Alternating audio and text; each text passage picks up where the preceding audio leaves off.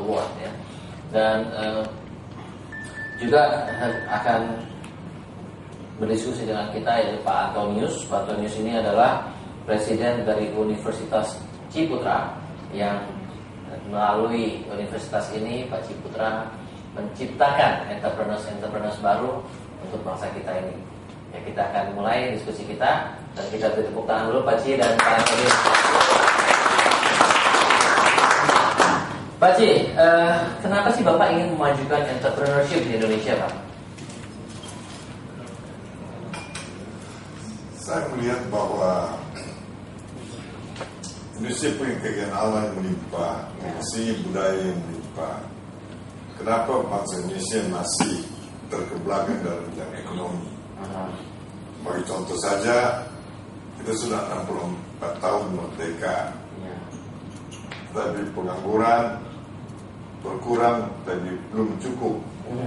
Begitu banyak penderitaan di mana-mana. Kita punya kekayaan begitu banyak, tapi pendapatan kita baru 1/30 dari 1/15 dari Singapura, 1/3 dari Malaysia. Nah, gapnya itu makin besar.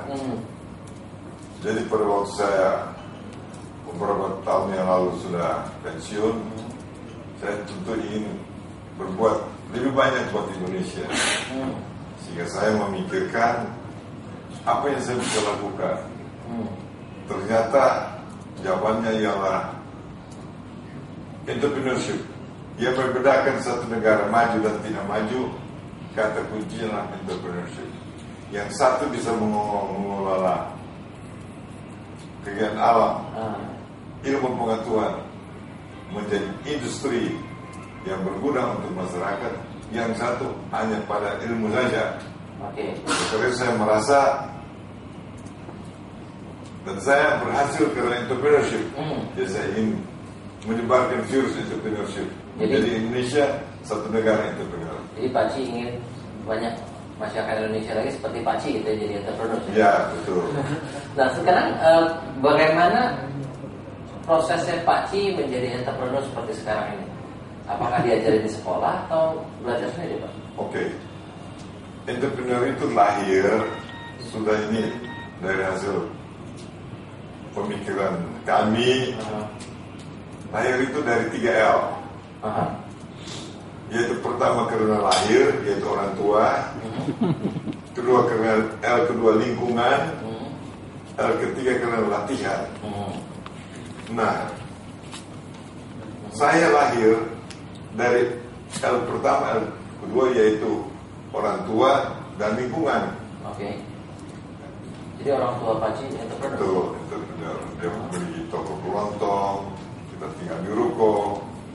Jadi nilainya dan mindset adalah pengusaha. Nah, waktu saya lahir, saya buka mata lihat barang dagangan. Saya merangkap pegang barang dagangan. Saya suruh kerja menjual barang dagang. Seluruh nilai ke sana. Nah, itu sehingga saya cita-cita ingin jadi pengusaha. Tapi banyak juga kan, misalnya ayah kita punya toko, ya entrepreneurs. Tapi kemudian kepada anak-anaknya mereka bilang sekolah yang benar biar dapat kerja yang bagus gitu ya. Yang bukan, kadang-kadang mereka nggak bilang tirulah papa gitu ya nanti jadi pengusaha gitu. Pasti you punya father seperti apa? Saya punya papa tidak mengatakan apa-apa kepada saya. Tetapi saya ingin memang menyelesaikan kemelaratan bangsa dengan menjadi arsitek. Bukan menjadi pengusaha pertama kali. Saya ingin menjadi arsitek seperti kebanyakan orang tua tadi. Ingin menjadi terpelajar. Tapi waktu saya di universitas, saya sudah mendirikan perusahaan konsultan. Kan? 3 saya bikin perusahaan konsultan. Tapi saya merasa seperti Anda perusahaan konsultan. Itu sebenarnya sudah pengusaha. Tapi saya melihat pengusaha konsultan itu menunggu pekerjaan orang lain berikan. Seperti Bapak. Ya ini kan menjual konten kepada Quick Channel. Itu bagus. Tapi Bapak berarti kemudian itu dari Quick Channel. Saya ingin menciptakan proyek yang saya lahirkan sendiri. Bukan karena orang sudah punya proyek, saya datang, tolong saya berikan desain. Saya tinggalkan itu, pada waktu saya tamat langsung saya tinggalkan. Saya menjadi developer. Karena saya ingin mandiri, proaktif, menciptakan lapangan kerja sendiri. Maksudnya Bapak ingin menciptakan company yang at the end of the spectrum yang langsung dijual kepada end user gitu Pak ya? Betul. Tapi apakah yang lain itu bukan entrepreneurs? Jadi entrepreneurs-nya maksudnya Pak Ci yang definisi entrepreneur seperti apa? Entrepreneur definisi saya yang sanggup merubah kotoran menjadi emas. Ya, itu yang betul. Itu banyak sekali. Tapi itu definisi kami dalam buku Quantum Leap. Ya, ada buku Quantum Leap, di situ katakan yang sanggup merubah kotoran menjadi emas. Kita di sini emas jadi kotoran. Berarti kita orang kaya Pak, maksudnya kita jadi kotoran ya? Bukan kita kaya Pak, kita tidak mengerti tentang hal tersebut. Ya, coba Anda lihat, hutan ditebang, jual kayu, tanah menjadi tandus. Itu kan bukan menjadi kotoran dan sebagainya. Nah, yang namanya entrepreneur itu kan bisa menghasilkan produk ataupun service Pak ya.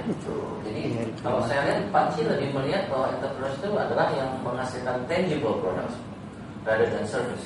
Tidak perlu. Ada contoh Nike. Apa dia punya pabrik kan? Yes. Tapi dia menjadi begitu besar, dia employ orang begitu banyak. Tidak perlu. Tapi dia tetap jualnya sepatu Pak, tangible. Maksudnya kalau kita tidak perlu. Consultant is creating service Pak ya. Memang banyak-banyak konsultan. Kalau konsultan seperti menjual software itu lain. Tapi ada konsultan sebagai arsitek. Menunggu orang sudah punya proyek, baru kita tolong berikan saya desain. Dan menunggu perintah dari dia, saya mau macam begini. Nah itu yang lain. Tapi kalau Anda mungkin sudah menjual konten, ya sudah tingkat lebih tinggi lah. Oh gitu ya. Jadi yang lebih level proaktifnya lebih tinggi lah. Betul, Anda sudah lebih mandiri lah. I see. Nah, kalau kita belajar dari Pak Ci nih Pak Ci, because you ada maskotnya dan jadi modelnya. Kalau you didn't go to the school Pak, tidak ambil universitas jadi arsitek, you think you can be as entrepreneur seperti sekarang? Itu dari lingkungan saya. Kalau saya misalnya punya lingkungan dan saya sudah belajar orang tua, saya bisa jadi. Jadi Anda mesti perlu satu di antara tiga. Tapi Anda kalau punya tiga lebih hebat lagi. Betul. Kalau saya punya orang tua, punya lingkungan, dan saya belajar itu misalnya di Harvard School, saya mungkin jadi 10 kali besar dari sekarang. Tapi misalnya Anda hidup di Singapura atau Hong Kong, Anda lahir punya orang tua, punya lingkungan begitu hebat, Anda juga bisa jadi besar sekali. Jadi saling membantu. You mensupport bahwa justru dengan sekolah itu orang bisa jadi entrepreneur yang lebih besar ya. Betul. Karena some entrepreneurs kan bilang you don't have to go to school to be an entrepreneur. Betul. Nah, Anda bisa lihat mayoritas orang Indonesia tidak punya orang tua, tidak punya lingkungan dan tidak punya latihan. Bagaimana dia bisa menjadi entrepreneur? Nggak mungkin kan? Kepepet katanya Pak sekarang. Nggak mungkin. Paling banyak jadi pedagang kaki lima. Jadi nggak mungkin. Atau jadi Markus. Atau jadi Markis. Tapi you think pedagang kaki lima itu bukan entrepreneur? Bukan. Kenapa? Why? Karena dia kan tidak menambah nilai. Dia justru mengurangi nilai daripada orang lain. Itu namanya bukan entrepreneur. Bukan menambah nilai. Jadi trading is not entrepreneur. Trading kalau menambah nilai ya. Seperti misalnya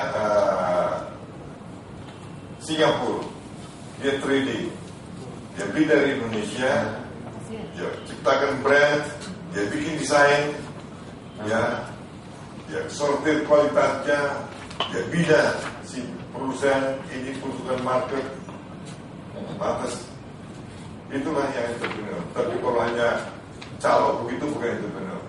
So you mean kalau retail shop you bukan entrepreneur? Kalau punya retail shop? Retail shop mana? Yang misalnya, let's say Matahari Department Store lah, they don't have their own brand. Tapi dia kan menyeleksi barang-barang yang berkualitas. Dia ciptakan brand dia sendiri. Dia mempermudah orang berbelanja. Nanti ke department store, dia sudah pilihkan semua yang lengkap. Itu entrepreneur. Tapi memang ada repeated entrepreneur. Nanti atas kalau terangkan ada repeated entrepreneur dan sebagainya. Coba dia lah, Universitas Entrepreneur Center. Coba. Baik. Nanti kita akan lanjutkan diskusi kita lebih kepada entrepreneurs learning environment seperti apa Pak ya dari segmen kedua ini, karena kita harus break sebentar untuk masuk ke dalam segmen berikutnya. Para business leaders dan intellectual business community, kita harus break sebentar untuk masuk ke dalam segmen berikutnya. Buat Anda yang ingin berpartisipasi, silakan SMS ke 0896 Anda bisa bertanya, memberikan komentar ataupun memberikan pendapat terhadap program ini ataupun topik yang kita sedang bicarakan. Kita break untuk segmen berikutnya.